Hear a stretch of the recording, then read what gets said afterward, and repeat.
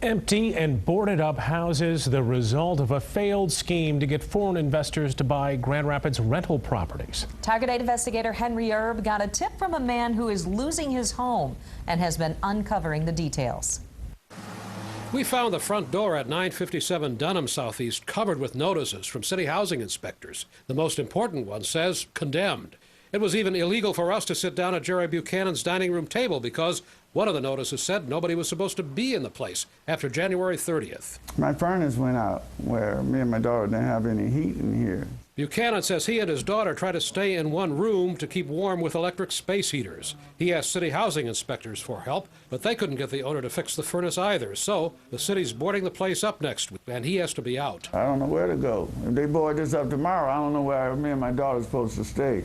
Buchanan says his landlord is a real estate agent named Lisa Wenk. She shows up as the president of U.S. operations for an Australian-owned company called Select Properties USA. According to its website, the company gets Australians to invest in foreclosed Grand Rapids rental properties bought cheap. It suggests a $40,000 minimum investment and promises to help investors avoid the many pitfalls involved with finding those diamonds in the rough. But Target 8 investigators have found instead a trail of abandoned, boarded up, and broken down houses blighting Grand Rapids neighborhoods. Code enforcement officers know of 16 properties and have ordered repairs on at least a half dozen without success. There's 3 tickets now in the court system for Ms. Wank, and I know that there's 2 or 3 that are being written as we speak. For example, 317 Gold, another Select property that the city has condemned with a door full of notices and a blue tarp over the roof. 121 Leonard, a fire-damaged house, empty and boarded up. 831 Turner, another vacant house where renovation work has stopped, and a city cleanup notice is on the door because of a huge pile of junk in the backyard.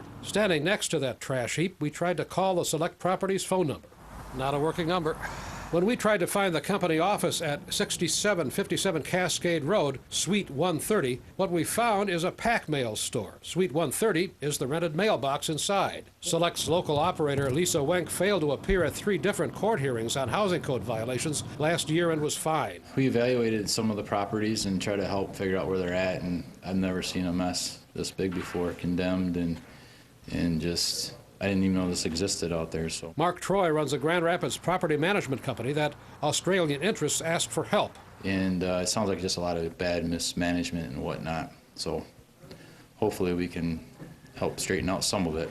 In an email to a city housing inspector, Lisa Wenk wrote that she was trying very hard to come up with the funds to make all repairs necessary for all violations for all properties. But she lamented, how can I do that if I don't have funds directly available? She complained that 60% of her tenants were not paying their rent. Housing inspectors say they were surprised to find an Australian company in the local rental market. They've seen an increase in non-local investment because foreclosed houses are selling cheap.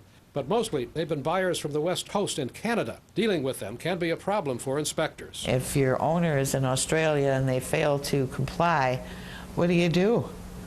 You know, you can send them a ticket, and if they ignore it, you have no recourse.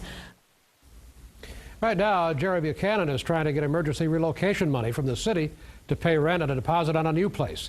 The property owner told the city the furnace remains broken because they couldn't get into the house to fix it. We were unable to get a response from Select Properties USA.